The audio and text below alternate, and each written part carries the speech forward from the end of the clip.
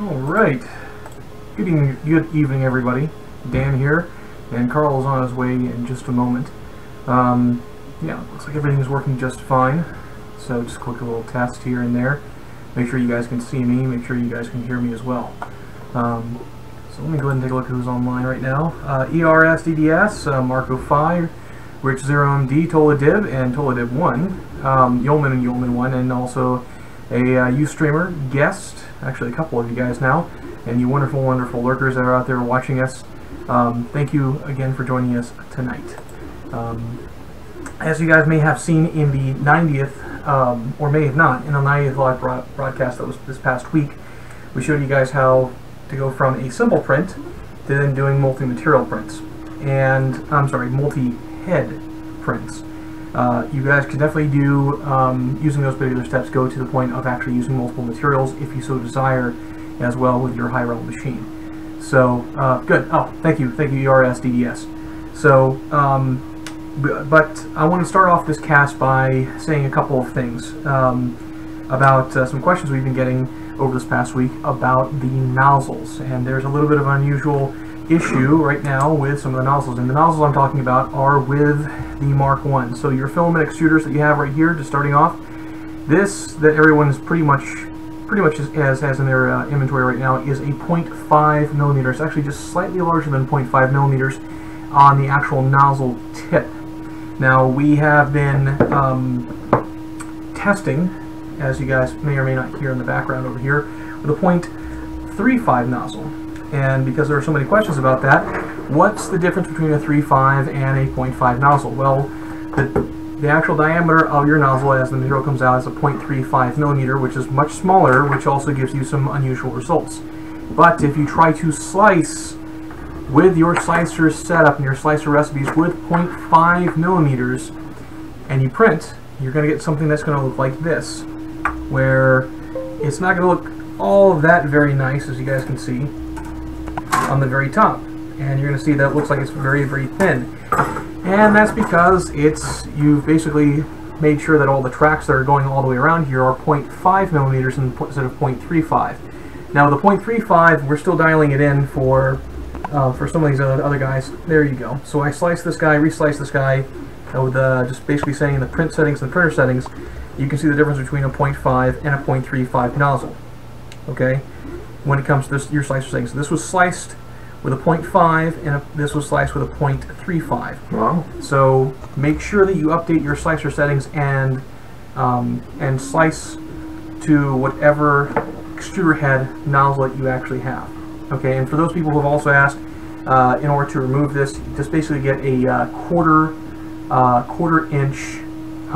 Do it hot. Yes, do it hot. But a quarter-inch wrench will be able to get this guy to come out. And it's a socket specifically that we typically use here. So I think we have it here. It should be here. It might be upstairs because I was using a high temperature here. Okay. So basically, one of these guys will work out just fine. Or a socket. Socket's better. Yeah. So hopefully that answers those particular questions that we've been getting. Yeah, this over this past week. So Rich 0MD, in my tests, it seems like the 0.5 extruder width is about 0.6 or 0.62, and on the 0.35 around 44-ish. So that's because more than likely your pulses per nanoliter is a little high.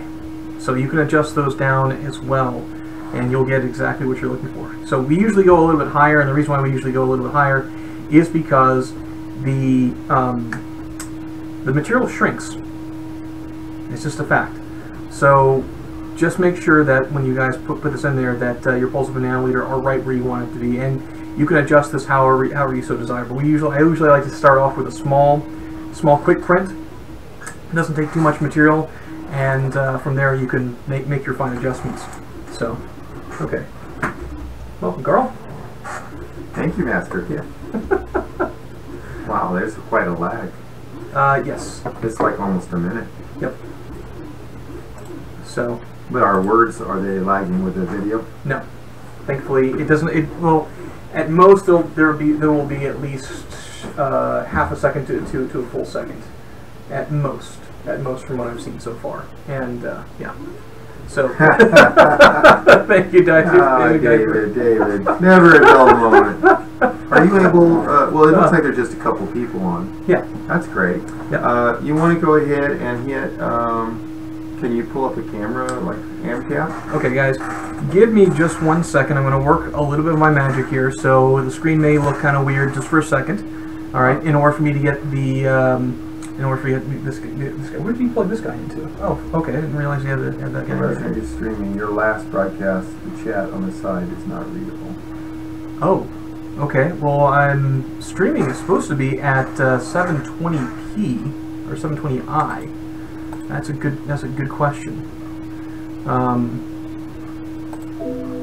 And unfortunately, I can't edit those. I would have to kill the broadcast. I see what you're saying. So I'm looking up there. You can see on the screen. Yeah. What if can you make that full size? Let me see what they see. Yeah. I could go pull it up on something else. No, I mean the mini viewer that we have. Can we make that bigger? The mini viewer? The block in the panel in the middle. This guy right here? Well, the whole. No. Okay. Because that way we don't know whether it's dithering because we're viewing shorter or whether there's some. Oh, 640 by 360. Yeah, it knocked us back down to that. That's the one thing. Guys, I'm going to be trying to find something better than Ustream because as of right now, this is not good. So, because I had the resolution up to 720p. So, what happened I apologize. To the Google chat or whatever it was? Doing something like that, if we announce anything there, I read over their policies, they own our IP if we announce anything. Which no, that's baloney. Yeah. No, it's not. Yeah. For what for the service they want us You're to sign saying up that for, if I announce my birthday on Google Chat, Google owns my birthday? No. No. My point is that's not IP, but that's okay. Okay. Yeah, alright guys. So, unfortunately, it looks like Ustream doesn't want us to stream on their site much longer. So, well, then they really can't see the stuff we have very well, I guess. Well, we'll give it a shot. Let's see what's in the magic oven. Okay. So, for you guys who don't know what the magic oven is, take this guy. We have ourselves a kettle. And we have been firing porcelain quite a bit this week. Not a very good job by Joe. We're just trying a little bit of a glaze. As you guys can see right here. I stand by my original statement. Yep.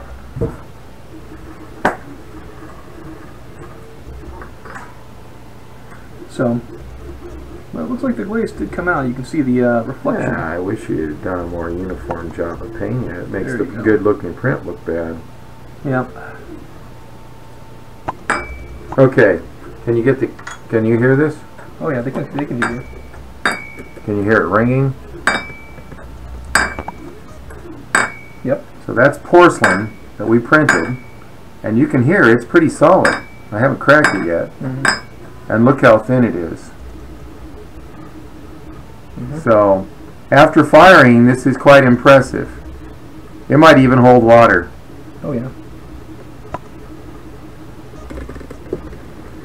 I see one area that may or may not hold water. Still, we're going to get this evolving more with just one of the technologies that we thought was very interesting, and I'm looking forward to playing with it more. Yep.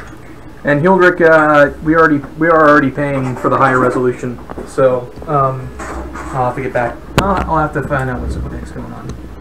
So maybe we need to stream on a different night. Maybe Sunday night's busy. Oh, I would think it'd be dead. It's pretty much dead. So what's going on as of right now is they're probably just cutting back their servers. Anyway, so let's try. You know what? Since they were able to see that, I'm pretty sure that they were. Did you guys get a good look at that? Yeah. Well, they won't know for an hour. The what's the wall thickness is what ERS DDS asks. 0.6 millimeters. Mm-hmm. So 0.6. You may want to type that. I don't know. Yeah. It'll get there faster. All right. There we go. All right. And let's go back up here. Yeah, I did pop the chat out. So unfortunately. Let's see. ERDSDS. Are you saying that if the extruder free flows and you mix the extrusion, it would be 500 microns? I'm not 100% sure what the question is. ERDSDS. So, okay. And Alan says he could see it. Good.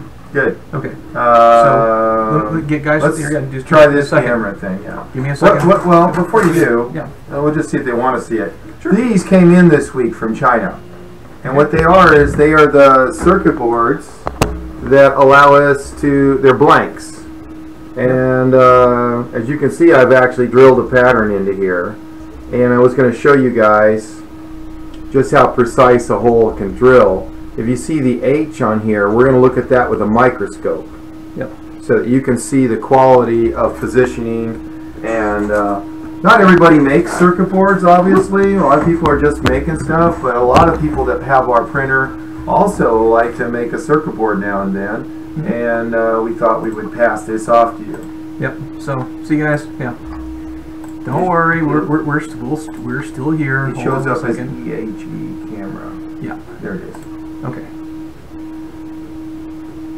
So, give me 1 second to open the sky up just a little bit more for you. I'm going to shut this down. Okay. And then I will focus it in. Okay. All right, there we go. I'm actually going to bring that way down. Okay.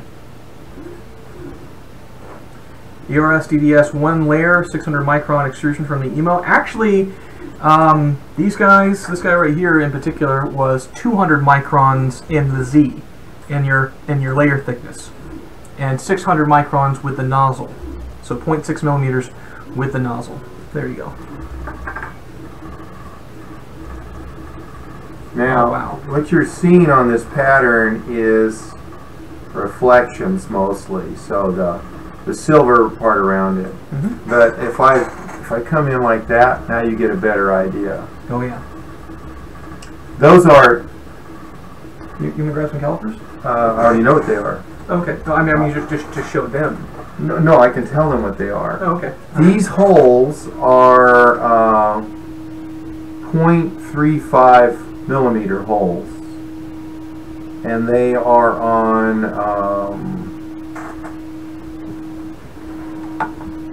So everybody knows 0.35 hole on, and it's 50 mil centers, so that would be 1.15 millimeter centers. So on what? 1.15 millimeter centers. There you go. Yep. So why is that important? We've been working hard to get many different technologies put together. The multi-headed print, the ability to fabricate other things. Post-processing is going to become one of the real differentiators here, where we're able to come through and clean up a print out of plastic, drill holes with precision, possibly even tapping, dispensing some forms of metal, which we already proved out. Even with a standard MK1, we were able to put some form of metal out, which was very interesting last week. Oh yes. We're planning on a nice demonstration on that on next week's broadcast. Mm-hmm. So you can understand why this is important. But basically, a lot of people who want to make circuit boards, it means that we can do what they call the 10-10 rule, which is a 10 mil line with a 10 mil gap. And that gets you pretty far down into the professional circuit board level. Certainly it's fine enough to do surface mount pitches and stuff. And Charles Redwine was here today and yesterday and Friday, one of our local backers, and he makes his own circuit boards. So we've had some fun. We didn't get to etching today, that was my goal, but I'm having to implement a G2, G3 command, which is what I was doing while I was late tonight, testing it. So it's on the verge of being done, which is why I have not thrown more software out there. We are trying to include all this in that release. Okay. I want to try something because not a lot to see. Just to make this a little bit larger, and so that everyone out there can see this. So I want you guys to see this so that we're not playing with you, because it's show me, don't tell me time. There's a razor blade for scale. So there you go. So that little itty bitty H that you see right there is what you're seeing up on the screen. So, yeah. Okay. So those were drilled on the HYREL printer. Yep. Wow. And what about, if you look at that, can I come back? Oh, Can yes. you take a bird's eye view of this whole thing? Yeah. Can you get a good shot of all the holes on it? Yeah, actually. Now I'm seeing that there are different size holes here. Is that correct? Yes. And was it difficult to implement that? From what it looked like, no. Absolutely not. How long does it take to change a drill in the middle of this drilling sequence? Oh, 30 seconds to a minute, somewhere around there. And did you have to remove the board during this time? No, actually, not at all. And can you remove the board and replace it repeatedly? Yes. Wow. How Yes. did you do that? Was there some kind of a tooling mark or a pin or something? Yes, in fact, you see these pins that are here right off on the side, guys? The holes. Right there. Yeah, those holes right there. Ah. Yeah, they line up with what's currently on your actual machine. So if you go to one of our machines, you'll see where the holes actually line up here. So, your registration holes. Very nice. Okay. So, what if I wanted to print something? Could I use a removable build platform for that? Absolutely. Very nice. And does HYREL have any of these? Yes, we do. Are they, what material are they made out of? Which Well, these are made out of fiberglass FR4. Do we have anything made of any other material? we do. We send out everything right now. Everyone at least gets, for a removable build platform, one sheet of glass. Okay? And that's typically for printing your ABS, your PLAs, your thermoplastics on, sorry guys, there we go. So, which are, oh yeah, no, that's supposed to, I'm using that to exhaustion. That's the reason why I'm printing these small little guys. So, that's like this kind of stuff. But for other types of materials or other particular types of beds, yes. But of those, which ones do we currently support? Don't we have some aluminum? We do have some aluminum ones. Yes. Very nice. So, and those we typically use in conjunction with some of the other fun party favors that I may have mentioned earlier, which was the laser. And the reason why we use the laser on those particular guys is because we don't want to have kind of reflection from the glass, and we definitely don't want to have we don't want you to mess up your build platform, your actual build platform. So nice. It acts as a nice shield. And as some people have pointed out, when you start using the laser, there are a few things that happen. The burning that comes from either using foam or paper does leave a trace, so it does leave a small little mark. Residue. And thank you. Leave some residue on the actual build platform, and I would rather you be able to save what you have. Okay. Keep it pristine. Yes, absolutely. Very nice. Now you can wipe it off depending upon what the residue is, but some of them they do start to etch into and eat into the aluminum. So that's what your build platform is. Okay. Okay. All right. Are there any questions tonight about what we've shown or talked about so far? If there are, we're glad to answer them. If not, I've got some programming to get back to. So we're trying to check in a little more frequently the next couple of weeks until we have everybody up on the multi-printing. What happened to the nice PowerPoint presentation you did on is it posted now? It is posted. Where? It is posted.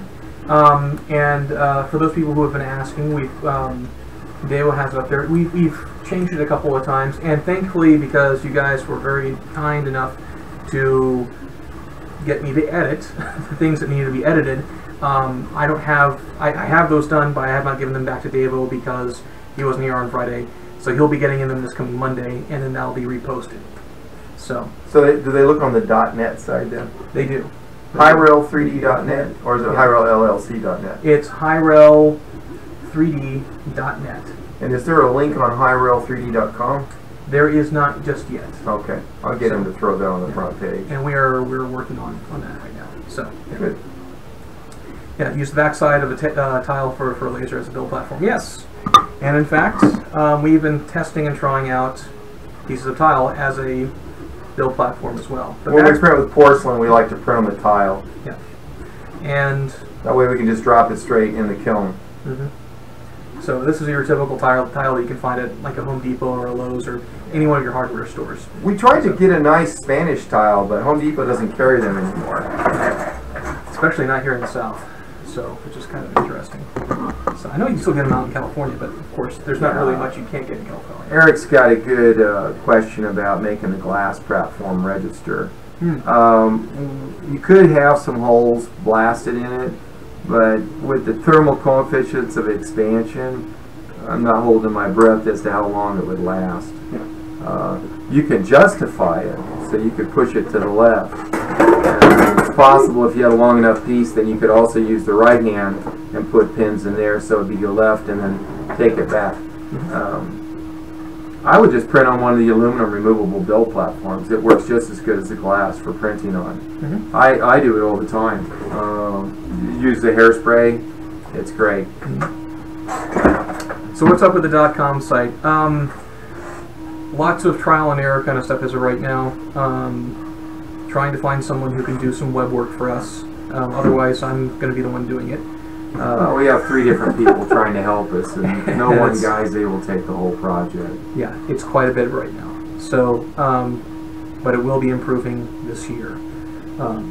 Or sooner. Very sooner. It's guys, as soon as I'm done with doing taxes, I'm going to have a lot more time. So, yes. So if you guys haven't already done your taxes, because it is tax season, I'm sorry to remind you, but yeah, it is that time of year again. I don't worry about it. It's his problem. He's been in the office for a week, maybe longer, day and night, going through the numbers, making sure everything's crossed and dotted. So he's doing a good job on it. Thank you. Thank you. So we've tried a couple of other materials here and there. There have been. I can show you guys this, if it's okay.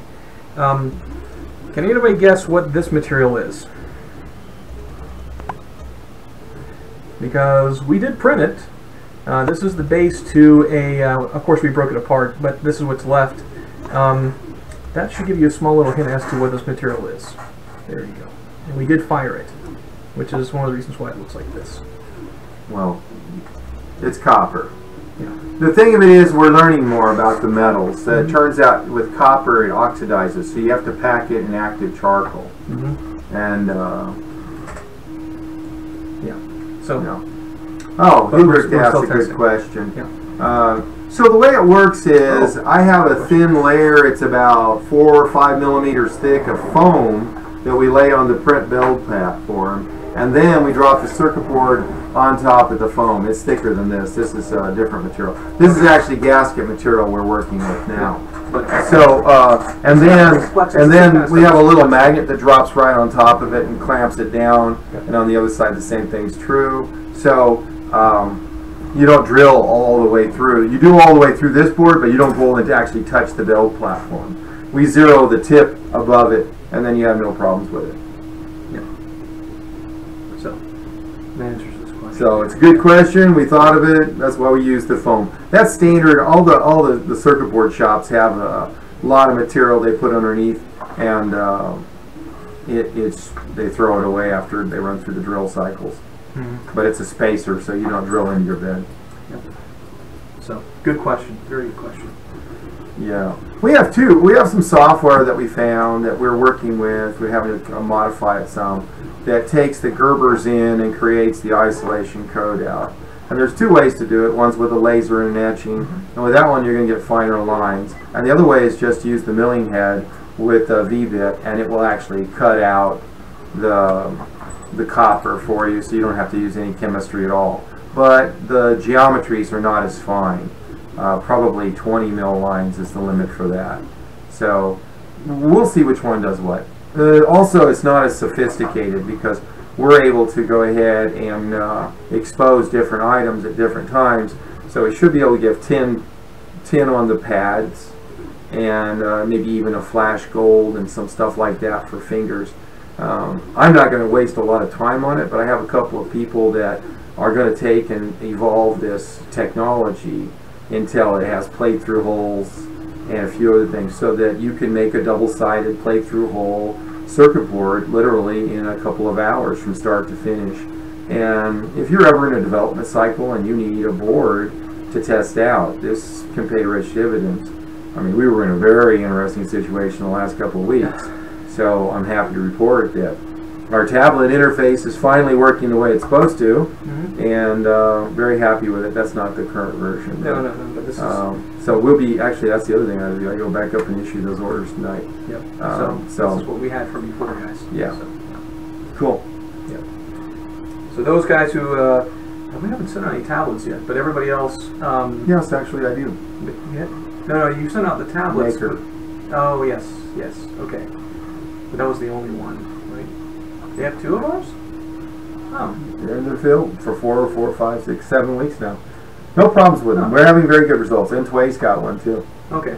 So. Oh, yeah, I knew about that one. Yeah. No, that's not. It wasn't a problem with the tablet. It was a problem with USB noise on the custom board we made. Yeah. So now it's flying. I'm feeling good. Yeah. ERS DDS asks a good question. Why can't you use 1 bit as a mill for different size holes? We're dealing with holes that are so small, you would really snap the drill off. I mean, it's only 15 thousandths of an inch in diameter. So that's not going to let you do any lateral milling. No. I'm sorry to say. You can route irregular shapes into the board, just like any shape you can print, we can route. But again, I don't want people to be confused. This is not some commercial heavy-duty router. It would do the circuit board. I've already tested it. It'll be slow. But, you know, if it takes 5 minutes to route a board, but it gives you an irregular shape that you would otherwise be hand cutting out, I think that's not a problem from our side. The idea is this is just to help the electronics guys prototype up boards. And it's not about saving money, it's about saving time. Although it might save a little bit of money. It saves a lot of money if you're paying for a quick turn circuit board. We pay sometimes $800–900 to get 2 boards in one day. But that same 2 boards, if I was to send them to China, have them made in 5 days, they would charge me $6, $7. But a lot of times we don't have the time to wait. So, you know, then it's time to market, things like that. So there are times when time is money. Anyway. Drills are cheaper than mills and last longer. Well, the thing of it is we're putting together a little kit. So it's going to have the mill head, the drill head, and it will have probably 10 of the circuit board drills and a couple of mill bits. And the reason for this is it'll be a circuit board kit, and it's probably going to run around $250 to $300. I haven't put the exact price. Let's call it $300 for now. Then I can surprise everybody with a discount. But the head itself and everything works smooth and quiet and seamless, and you know, you can put a laser and the mill head at the same time, so you could drill and expose all in the same setup.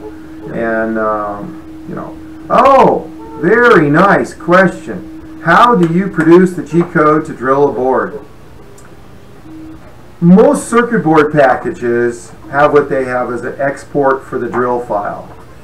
It's in what they call Exelon format, and we read that automatically. We sort the drills and we sort the drill paths to optimize it. And then it walks through the first drill, and then it will go to a tool change position automatically and puts a message on the screen to change the drill bit, and then push the start button and it drills the next set of holes, comes out, change the drill bit, push the start button, etc., etc. This board here, I was talking to people while we were doing it. It was so easy because it has 7 different hole sizes on it. Yeah. So I think you can see them. Some of them are larger than others, and it was completely painless. There was no changing of the board, no anything, and because it's all in one setup, it works great. There's no problem with the registration. The registration's on the money. So here we go, guys. So let's go Wait, back are to you showing off again? well, yeah. So that's the one we were showing earlier, and then let's go to a different hole. Here we go. Here, I'll pull it up then. Quite a bit larger. Oh, nice. Who's drinking on us? Ah, there you go. So I just like to show, so that everybody can see the different hole sizes of patterns we get. Okay. So, Rich Zero MD says, I got 10 proto boards. It was literally almost a month and $50, and they were smaller than the palm of my hand. It was not a fun wait at all. So there you go, guys. Ah, Hildrich. Wrong. Okay, since this seems to be a subject of interest, let me grab something and I'll be right back. Nice. Okay. So some of these, as you may or may not see, some of them did not go all the way through. So these big guys that you see right there, those were just drilled down to a certain particular space. And there are a few of these guys, like that guy right there, and that guy right there, that went all the way straight through, along with these smaller ones. So, yeah. Okay. Full screen mode. So, you know, the circuit board industry actually has it together. So when they make circuit board drills, they come in boxes like this. You can buy resharpened drills that they would never use for production for under $1 a piece. They're solid carbide. They're going to last us forever. But they can't afford to have a drill break. So if you notice, you'll see the plastic collar on it. Okay? Now I'm going to show you some other heads. These are in a case. But you see they have the same plastic collar. So the distance from the collar to the end of the tip, you notice they're the same. So what they've done is, the circuit board people, you buy the bits, you just push it up to the collar where the motor is and lock it in place. The Z is already set. You don't have to fight it at all. It's fine. And it's more than close enough for drilling the holes in the circuit board. So I think you'll find that that takes a good deal. And one other thing, well, the only reason why you would have to re-zero it is obviously if part of the drill bit, which has happened to me, breaks off and you still want to use that bit, you know, you have to re-zero it then. Or just get a new one. Just get a new bit. So there you go. I buy these drill bits in all different diameters, but the length is the same. It makes it a snap. So Eric asked a really good question: how long did it take to drill the board? This whole matrix of board drills, which is actually, it's actually the relay board inside of the system. Let me go grab that. Okay, so that took about 4 or 5 minutes to go through the tool changes and drill the holes. That was it. And the thing of it is, it's automatic. So, you know, yeah, you can have a cup of coffee and answer some emails. The machine will prompt you. It works. It is a collet. It is a Dremel type collet, but we're getting out of a source in China, and we are working on getting an automatic collet so that it'll change the drills up to 10 drills all by itself, which we think will be the cat's pajamas. Yeah. Now, you got to understand, we made it as an engineering or a manufacturing system. Yeah, this is the board. This is what the board looks like. Of course, this is a manufactured board. I don't want anybody to think this is exactly what it'll look like when it's done. Yep. So I'm not sure if you guys can see this or not. Yeah, the whole pattern's mixed around. It might be a different revision, but it's the same board, different revision. Yeah. Oops. That's cool. They can't see it very good because of the glare. Okay. It's all right. That's cool. But all right. So let's see.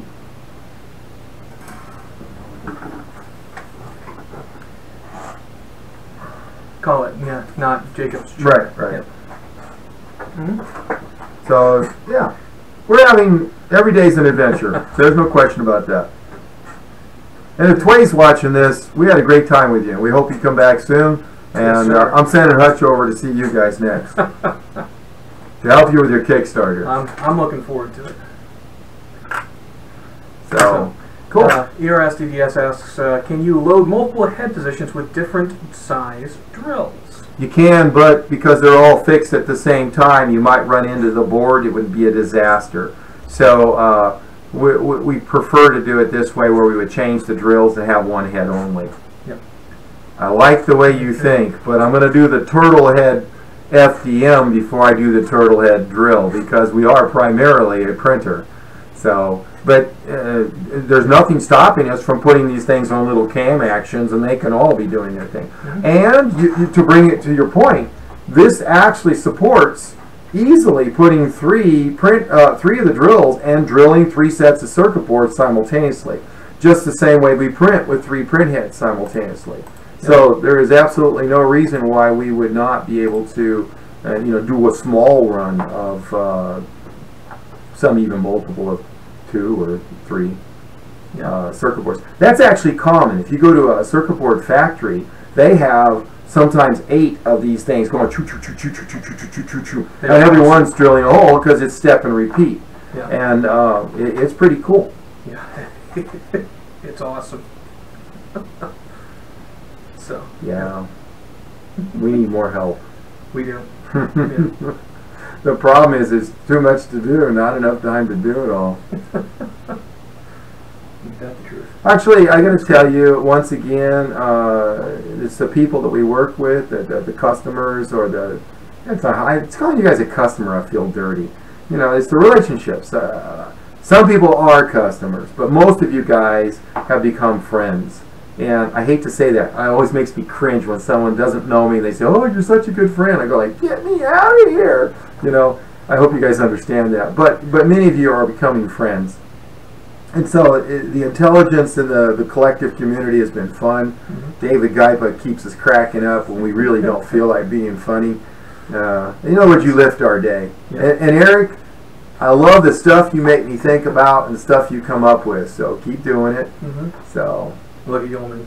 SLA print before router. Nice. Okay. Could you stack the boards? Eric, you could, but I do not recommend it. Yeah. The reason for it is that to drill through multiple boards, you really need to have it so perfectly precise, or your bit's going to walk a little bit on you. Probably you could do 2 boards, but then you're going to go, why not 3? I know you. And then you're going to say, what about 5? Anyway, stick to 1 for now. Although you know what, be as adventurous as you want, but don't expect it to be 100%. Let me have the board there, the relay board. Okay. Hilbert, to answer your question, a simple board like this is only a matter of a couple minutes to actually cut the copper. Mm-hmm.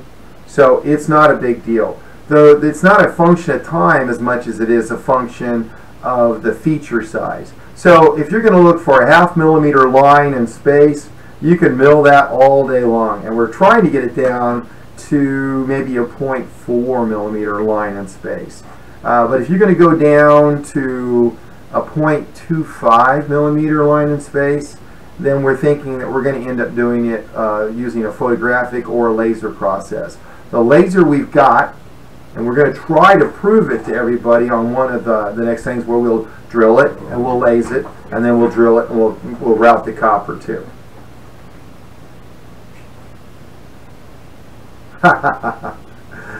Eric, we do not use the slicer for this. We actually convert the Gerber into G-code, and at that point we treat it like it's a mini mill. And you're right, it is subtractive. We are reducing the copper. But I'm trying to stay away from the stereotype of you can only do additive manufacturing. I think there's a lot of times, and in the dentistry world I'm going to prove it, there's a lot of times where we want to start with something that's near net shape. Maybe a blob we just printed, but we need it to such precision that the only way to get that is to grind it, mill it, whatever you want to call it, and then come back and polish it. And that's what our vision is to have multiple finishing alternatives. The same way our CNC, when I want to make a very nice finish, I don't just do one pass. I come in and I make a hogger cut, rough cut, and then I get closer and make a cut that's 5/1000ths of an inch from final dimension, and then I get a special corkscrew helical cutter out there that costs me more than my car, and I come in and I walk through and it peels up the material and leaves them absolutely beautiful finish. So you know, there's a reason why those processes are like that. And if you go look right now and you go look at most, and I say most, of the majority of additive manufacturing, the surface finish still gets post-processed. The guys at Shapewaves have all these tumbler machines with little rocks in them. They throw all their printed plastic in for post-processing. So, you know, there's that. A Gerber file, Eric, to answer your question, is the industry standard because there used to be a Gerber photo plotter. And so people, when we first started making electronic circuit board artwork, we would send this code, a lot like HPGL, which was the HP graphics language, which was used in the plotters from the early days. And this would define the size of the aperture, the shape of the aperture, and let us come along and expose light on some film, and then we would develop the film and have a beautiful negative of what we were looking for. So, I mean, that was the way it was done. I think there's still Gerber photo plotters out there today. I'd be willing to bet there are. That wouldn't surprise me. It might be in Mexico, but they're out there. No, I saw a few of them when I was out in Silicon. So I remember seeing a couple of them there. Yeah. The show. Yeah. So yeah. Cool. Yep. Anyway. Of course, that was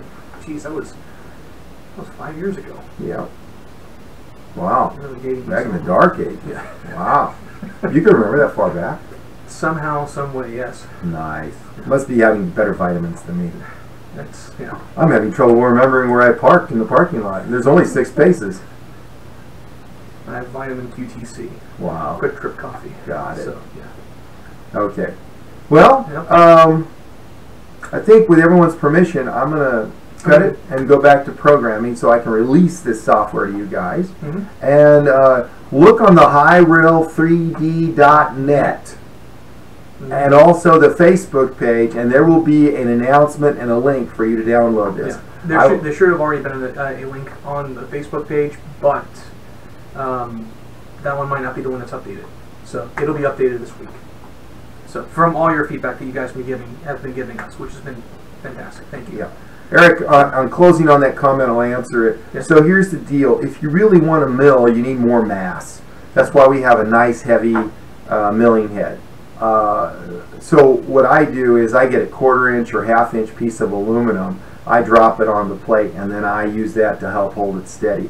The belt itself is for positioning, and you can't actually use the belt, or for that matter a ball screw, if you have no mass to it.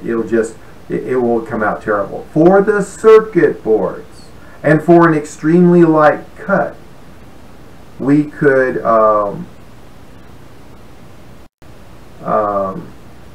do stuff. I mean, we've already milled the PCBs with very good results, but that's because it's just taking the smallest amount. Yeoman, I got you. You're already on the front list for that, so your board, your arm will go out tomorrow. Yep. I have lots of help tomorrow. Hilder, very good question. Why not link.com to .net? So we ask ourselves the same question. The .net was more supposed to be for the forums, and the .com was supposed to be for the commercial sales site. We should have a link to the .net for all the forums to come to, and vice versa. We'll talk with Davo about that. Somewhere we're going to get out of this internet fog and into a better relationship with websites. Oh yeah. So it's hurting our sales, we know that, but you know, we have lots of fires. We put out a lot of them, with just a few left burning.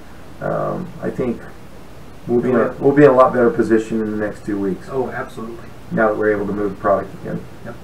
This transition to the tablet was not an easy one. It was one that's done well, but it wasn't an easy one.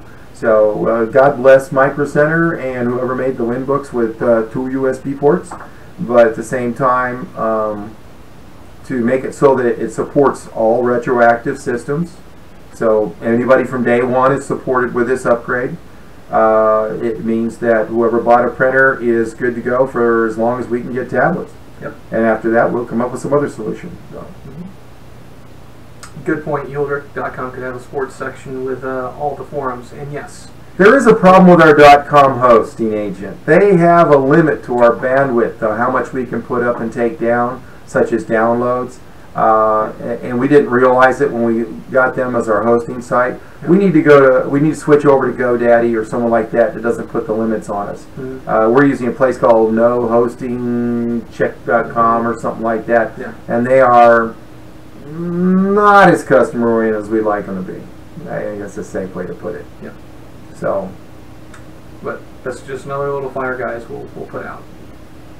So. Yes, exactly. Okay. Cool. All right. So if you guys want the link sooner, please reach out to Dave or myself at HYREL3D@gmail.com, and we will send you guys the link to what was on the 90th live broadcast. So, but so far so good. It looks like everybody's questions were pretty much answered.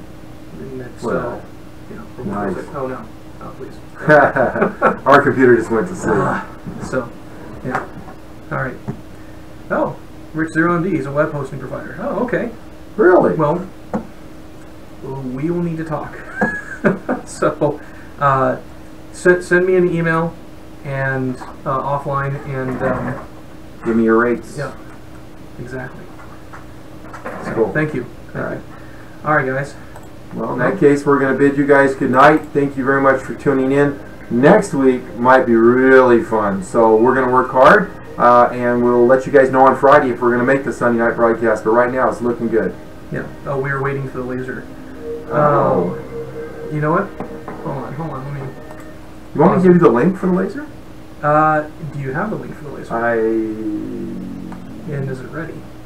It is ready. Because one of our partners over there, are they ready? They're ready. He's ready. He tested ready. it. It's ready. He's got the limit on there. So Okay. I guess maybe I can make this announcement. Yeah. There are 10 lasers in inventory that are ready to go.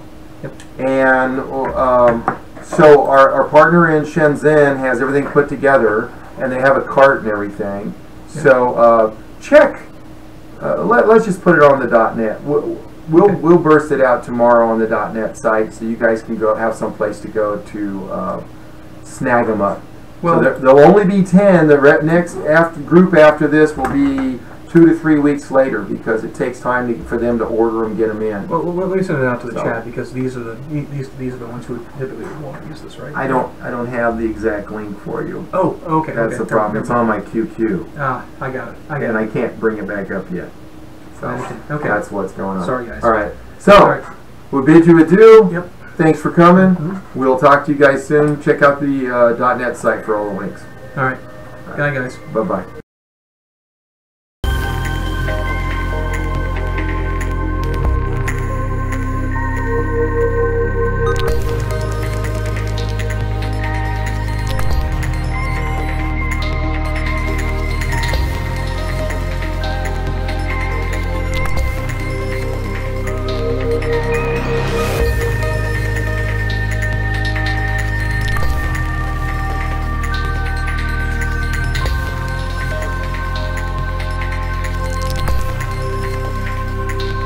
Thank you.